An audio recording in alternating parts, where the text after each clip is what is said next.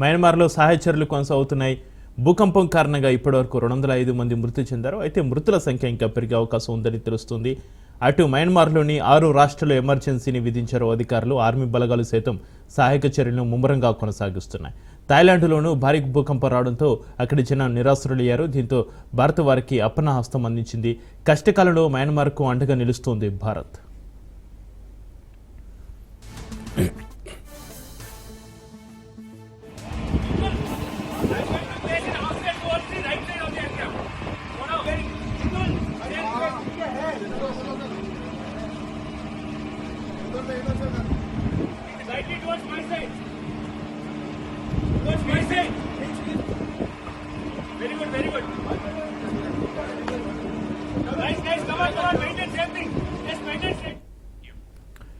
మయన్మార్కు 15 టన్నుల సామాగ్రిని భారత్ పంపింది. టెంట్లు, స్లీపింగ్ బ్యాగ్లు, దుప్పట్లు, ఆహారం, సౌరదీపాలు, జనరేటర్లు, నీటి శుద్ధి పరికరాలు, మందులను భారత్ పంపించింది. సహాయ సామాగ్రితో పాటు సైనిక విమానం మయన్మార్ వెళ్లింది. భారత భద్రతా దళాలు సహాయ చర్యలో పాల్గొంటున్నాయి.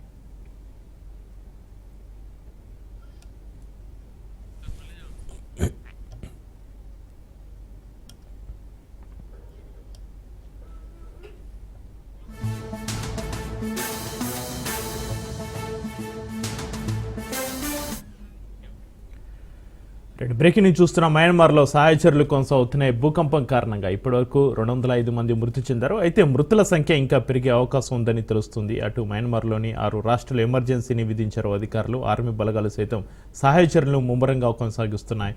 థాయిలాండ్లోనూ భారీ భూకంపం రావడంతో అక్కడి జనం నిరాశ్రులయ్యారు. దీంతో భారత్ వారికి అప్పన్న హస్తం అందించింది. కష్టకాలంలో మయన్మార్కు అండగా నిలుస్తోంది భారత్.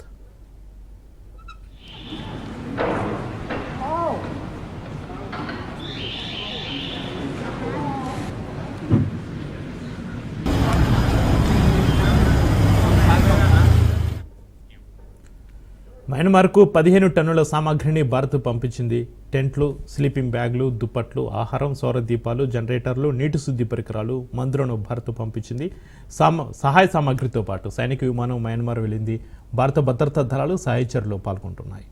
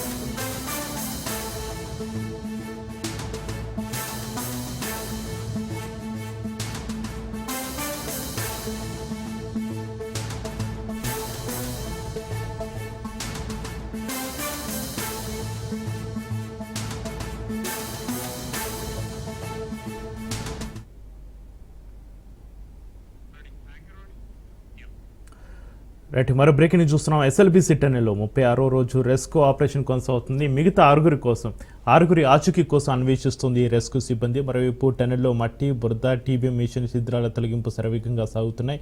కన్వేర్ బెల్ట్ సమీపంలో కూరుకుపోయిన వ్యర్థాలను వెలికితీసి బయటికి పంపుతుంది రెస్క్యూ టీమ్స్.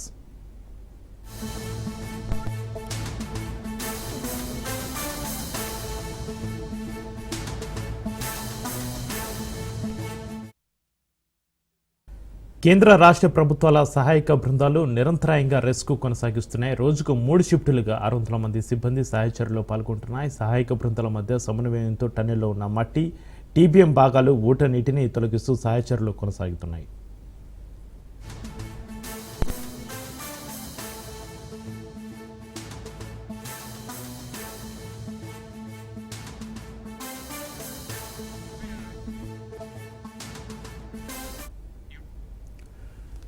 టన్నెల్లో వెలువడిన వ్యర్థ పదార్థాలను లోకో ట్రైన్ ద్వారా తరలించడంతో పాటు అధిక సామర్థ్యం గల పంపుల ద్వారా నీటిని బయటకు పంపిస్తున్నారు. సహాయ సిబ్బందికి అవసరమైన ఆహారం, వసతి, ఆరోగ్య సదుపాయాలపై నిరంతర పర్యవేక్షణ కొనసాగుతుంది. ఇక దీనికి సంబంధించి మరింత సమాచారాన్ని మా ప్రతినిధి సాగర్ ఫోన్ లైన్లో అందిస్తారు. సాగర్, ఏదైతే ఎస్ఎల్బిసి ప్రమాదానికి సంబంధించి కూడా నేటికి 37 రోజులు గడుస్తుంది. ఇప్పటికే సహాయక చర్యలంతా కూడా రెస్క్యూ బృందాల లోపలికి వెళ్లి ముమ్మరంగా సహాయక చర్యలను అయితే నిర్వహిస్తున్నాయి. దీనికి సంబంధించి గత నెల ఏదైతే ఫిబ్రవరి నెల 22వ తారీఖున మిస్ అయిన 8 మందికి సంబంధించి కూడా నేటి వరకు 2 మృతదేహాలను అయితే బయటకు వెలికి తీశారు. ఒకరు గుర్ప్రీత్ సింగ్ గా గుర్తించారు. వాళ్ళ కుటుంబానికి 25 లక్షల ఎక్స్గ్రేషియా కూడా అందించింది ప్రభుత్వం. మరొకరు మనోజ్ కుమార్ గా కూడా గుర్తించారు. అతను కూడా 20 లక్షల ఎక్స్గ్రేషియా కూడా ఇచ్చినట్టు కూడా తెలుస్తుంది. దీనికి సంబంధించి కూడా 6 ఆచూకీ మాత్రం లభ్యం కావడం లేదు. ఏదైతే ప్రమాదం జరిగిన స్థలంలో పూర్తిగా లోకో ట్రైన్ కి సంబంధించి కూడా నిన్న భాగాలనంతా కూడా లోకో ట్రైన్ భాగాలన్నీ కూడా బయటికి తీసిన పరిస్థితిగా కనిపిస్తుంది. కన్వేయర్ బెల్ట్ కి సంబంధించి కూడా ఈ కన్వేయర్ బెల్ట్ ఆధారంగానే పైన అక్కడ ఉన్న శిథిలాలు, మట్టి, బురద అంతా కూడా బయటికి తరలిస్తున్న పరిస్థితి కూడా కనిపిస్తుంది. ఎప్పటికప్పుడు కూడా అధికారులు లోపలున్న పరిస్థితిని సమీక్షిస్తున్నారు. రెస్క్యూ టీమ్స్ కి దిశానిర్దేశం చేస్తున్న పరిస్థితి కూడా కనిపిస్తుంది. ఇప్పటికే క్యాడవర్ డాగ్స్ ఆధారంగా కూడా లోపల కొన్ని ప్రాంతాలను అయితే D1, D2 ప్రాంతాలుగా గుర్తించారు. ఈ D1 ప్రాంతంలో గతంలో గుర్ప్రీత్ సింగ్, దాని తర్వాత కొద్ది దూరంలోనే మనోజ్ కుమార్ మృతదేహాలు కూడా కనిపించాయి. దీనికి సంబంధించి ఆ ప్రాంతం అంతా కూడా పూర్తిగా జల్లెడ పడుతున్న పరిస్థితి కూడా కనిపిస్తుంది. ఎందుకంటే లోపల పూర్తిగా పైనుంచి వచ్చిన ఈ శిథిలాలు, మట్టి ద్వారా పూర్తిగా ఒక 50-100 మీటర్ల మేర పూర్తిగా స్ట్రక్ అయిన పరిస్థితి. ఆ స్ట్రక్ అయిన నేపథ్యంలో అదంతా కూడా కదిలిస్తే పైనుంచి పూర్తిగా వాటర్ శిథిలాలు వచ్చే అవకాశం ఉందన్న నేపథ్యంలో అదంతా రెస్ట్రిక్టెడ్ ఏరియాగా కూడా గుర్తించి అదంతా కూడా రెస్ట్రిక్టెడ్ ఏరియాగా అక్కడికి ఎవరిని పోనీ అనే పరిస్థితి కూడా కనిపిస్తుంది. ఇప్పటికే ఇటు రోబో టెక్నాలజీకి సంబంధించి ఎన్వి రోబో టెక్నాలజీని కూడా రంగంలోకి దింపారు. కానీ అక్కడ 5G నెట్వర్క్స్ రావడం లేదంటూ కూడా అవి 5G నెట్వర్క్ వస్తేనే ఈ రోబోస్ పనిచేస్తాయంటూ కూడా అధికారులు చెప్పుకొచ్చారు. క్యాడవర్ డాగ్స్ ఆధారంగా కూడా అవన్నీ వాసన పసిగట్టి ప్రాంతాలను అయితే గుర్తిస్తున్నాయి. దీనికి సంబంధించి NDRI టీం అదంతా మార్పు చేస్తే రెస్క్యూ బృందాలన్నీ కూడా తవ్వకాలు జరుపుతున్నాయి. తవ్వకాలు జరిగిన ప్రాంతంలో కొన్నిసార్లు మానవానికి సంబంధించిన ఆనవాళ్లు కనిపిస్తున్నాయి. కొన్ని సందర్భాల్లో ఏదైతే ఈ టన్నెల్ బోరింగ్ మిషన్ భాగాలు కానీ మిగతా లోకో ట్రైన్ కి సంబంధించిన భాగాలు కూడా కనిపిస్తున్నాయి అంటూ కూడా అధికారులు చెప్పుకొస్తున్నారు. దీనికి సంబంధించి ఇప్పటికే ఏదైతే మనోజ్ కుమార్ డెడ్ బాడీ దొరికిన ప్రాంతం అంతా కూడా పూర్తిగా దుర్వాసన వస్తున్నట్టు కూడా అధికారులు చెప్తున్నారు. పూర్తిగా అదంతా స్ప్రే చేస్తూ కూడా తవ్వకాలు చేస్తున్నారు. ఇప్పటికే అక్కడ కొన్ని బట్టలు కూడా దొరికాయంటూ కూడా అధికారులు చెప్పుకొస్తున్న పరిస్థితి. దీనికి సంబంధించి కూడా ఆ బట్టలు దొరికిన ప్రాంతంలో పూర్తిగా తవ్వకాలు జరిపితే మరో డెడ్ బాడీ దొరికే అవకాశం ఉందంటూ కూడా అధికారులు అంచనాకు వస్తున్న పరిస్థితి. ఈ రోజు లేదా రేపుతో మరో డెడ్ బాడీ అయితే దొరికే అవకాశం అయితే కనిపిస్తుంది. Chakri, right, thank you Sagar.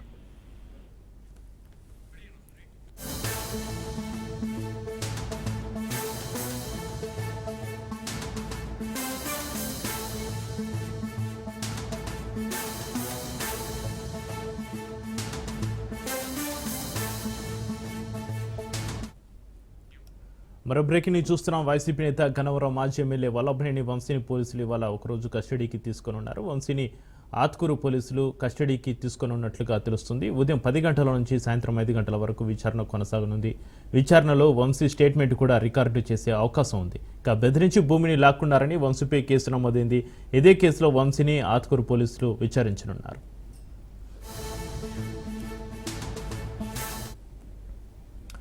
ఇక మరోవైపు గన్నవరం టీడీపీ కార్యాలయంపై దాడి కేసులో వల్లభనేని వంశీకి మరోసారి నిరాశ ఎదురైంది. టీడీపీ కార్యాలయంపై దాడి కేసుకు సంబంధించి రిమాండ్ ముగియగా వంశీని జిల్లా జైలు నుంచి కోర్టుకు తరలించారు. వంశీతో పాటు నిమ్మ లక్ష్మీపతిని పోలీసులు ప్రత్యక్షంగా కోర్టులో హాజరుపరిచారు. దీంతో వంశీకి ఏప్రిల్ 9 వరకు సిఐడి కోర్టు రిమాండ్ పొడిగించింది. ఇక ఈ కేసుకు సంబంధించి మరింత సమాచారాన్ని మా ప్రతినిధి క్రాంతి ఫోన్లైన్ అందిస్తారు. క్రాంతి,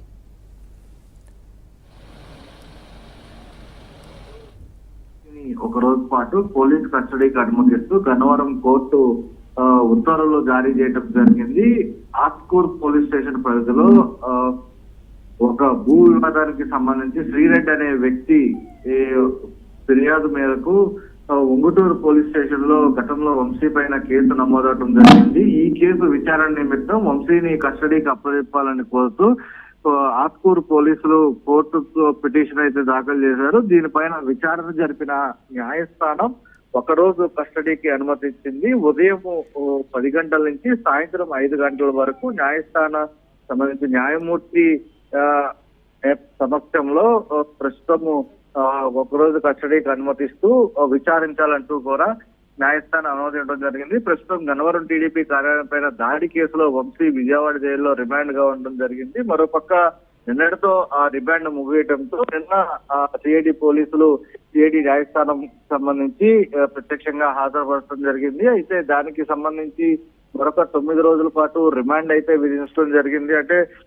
ఏప్రిల్ 9 వరకు కూడా రిమాండ్ విధించడం జరిగింది. దాంతో పాటు అటు ఎస్సీ కోర్టులో సత్యవర్ధన్ కిడ్నాప్ బెదిరించే అంశానికి సంబంధించి బెయిల్ పైన కూడా విచారణ ముగిసిన నేపథ్యంలో ఆ బెయిల్ కి సంబంధించి కూడా డిస్మిస్ చేయడం జరిగింది. ఎందుకంటే బెయిల్ గనక ఇస్తే ఖచ్చితంగా సాక్షుల్ని ప్రభావం చేసే అవకాశం ఉందంటూ అటు ప్రభుత్వ తరపున వాదించిన న్యాయవాది వాదనలకి ఏకీభవించిన న్యాయమూర్తి బెయిల్ పిటిషన్ ని కూడా డిస్మిస్ చేశారు. ఇక టీడీపీ కార్యాలయం పైన దాడికి సంబంధించిన కేసులో ఏప్రిల్ 9 వరకు కూడా వంశీకి రిమాండ్ విధించిన పరిస్థితి అయితే ఉంది. ఇక భూ వివాదానికి సంబంధించి గతంలో అధికారాన్ని అడ్డుపెట్టుకుని బలవంతంగా శ్రీధర్ రెడ్డి దగ్గర నుంచి భూమిని బలవంతంగా లాక్కున్నారనే ఫిర్యాదు మేరకు దీనికి సంబంధించి ఉంగుటూరు పోలీస్ స్టేషన్ లో గతంలో కేసు అయితే నమోదు చేశారు. ఆ కేసుకు సంబంధించి తాజాగా ఈ రోజు ఈ జైల్లో ఉన్న నేపథ్యంలో పీటీ వారెంట్ ద్వారా విచారణకి పోలీసులు న్యాయస్థానం ఆశించిన నేపథ్యంలో దానికి సంబంధించి న్యాయస్థానం ఒకరోజు విచారణకి అనుమతించిన పరిస్థితి ఉంది. ఈ రోజు ఉదయం 10 గంటల నుంచి సాయంత్రం 5 గంటల వరకు కూడా వంశీని పోలీసులు విచారించే అవకాశం ఉంది. కొన్ని కీలకమైన అంశాలు, అదేవిధంగా దానికి సంబంధించి భూ వివాదానికి సంబంధించి కూడా కొంత కీలకమైన సమాచారం గురించి రాబట్టే అవకాశం అయితే కనిపిస్తుంది. Chakri. Right, thank you Kranti.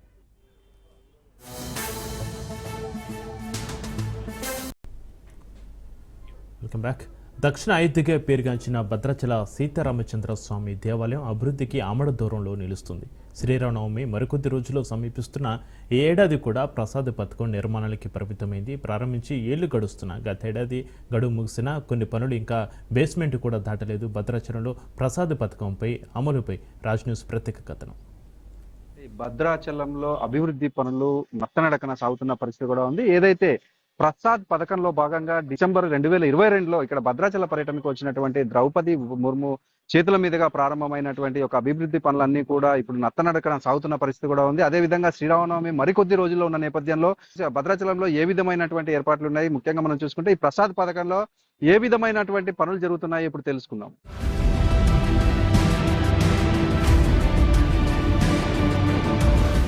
Bhadrachalam Shri Sitaramachandra స్వామి దేవస్థానం పర్ణశాల అనుబంధ ఆలయంలో కేంద్ర ప్రభుత్వం పర్యాటక మంత్రిత్వ శాఖల ఆధ్వర్యంలో ప్రతిష్టాత్మకంగా చేపట్టిన pilgrimage reservation and spiritual augmentation drive Prasad పథకం పనులు ఎక్కడ వేసిన గొంగలి అక్కడే అన్న చందంగా ఉన్నాయి. ప్రసాద్ పథకం కింద కేంద్రం 41 కోట్లు కేటాయించింది. పనులు పూర్తి చేయాల్సిన గడువు ముగిసినా ఇంకా బేస్మెంట్ కూడా దాటలేని దీన స్థితిలో కొట్టుమిట్టాడుతున్నాయి. ఇంకెన్ని సంవత్సరాలు పడుతుందో కూడా ఆయా సంబంధిత శాఖలు చెప్పలేని స్థితిలో ప్రసాద్ పథకం ఉండడంతో భక్తుల్లో నిరాశ నెలకొంది.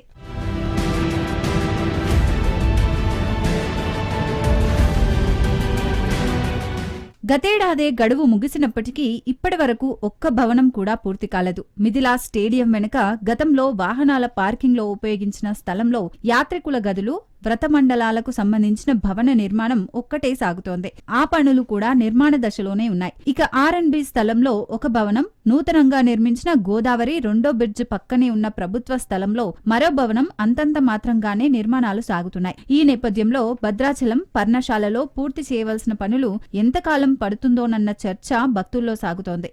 నిర్మాణం చేపడుతున్న కాంట్రాక్టర్, పర్యవేక్షించాల్సిన టూరిజం శాఖ అధికారుల అలసత్వమే ఇందుకు కారణమనే విమర్శలు వ్యక్తమవుతున్నాయి.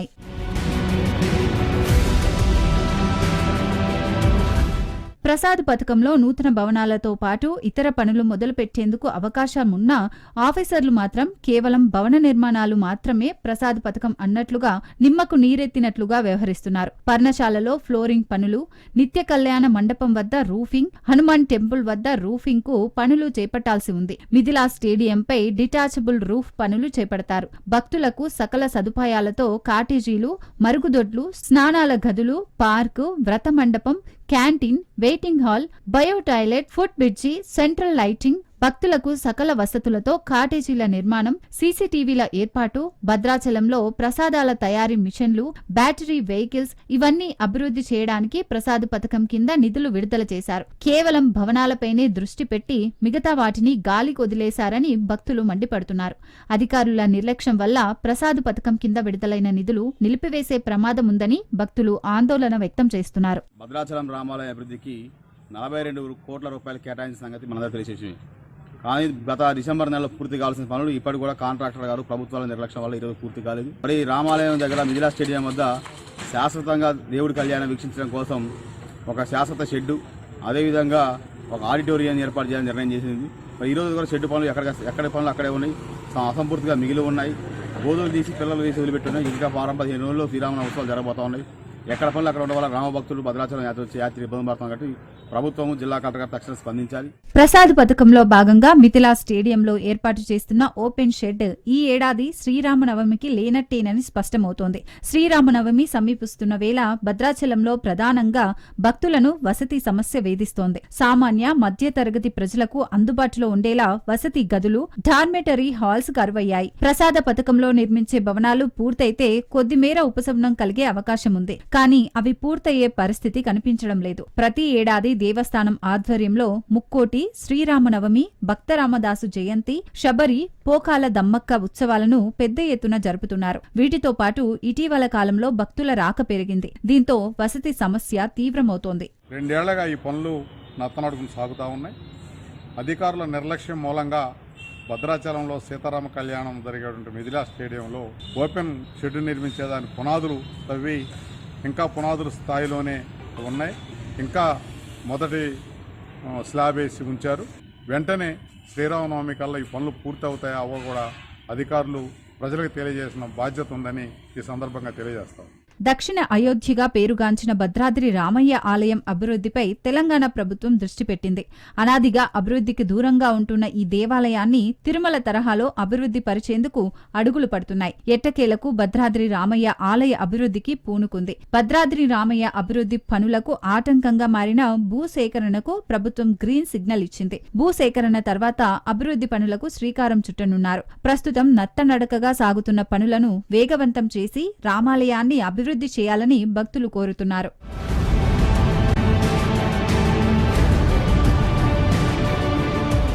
జిల్లాధికారులు కావచ్చు, దేవాదాయ శాఖ అధికారులు కావచ్చు, పర్యాటక శాఖ అధికారులు వీరందరూ కూడా దృష్టి సారించి కాంట్రాక్టర్ తోటి ఈ యొక్క పనులు పూర్తి చేయాలని కూడా వీరందరూ కోరుకుంటున్న పరిస్థితి కూడా ఈ యొక్క జిల్లాలో నెలకొని ఉన్నట్లుగా కూడా చూడవచ్చు. కెమెరామెన్ ఆనంద్తో నవీన్, రాజ్ న్యూస్, భద్రాద్రి జిల్లా.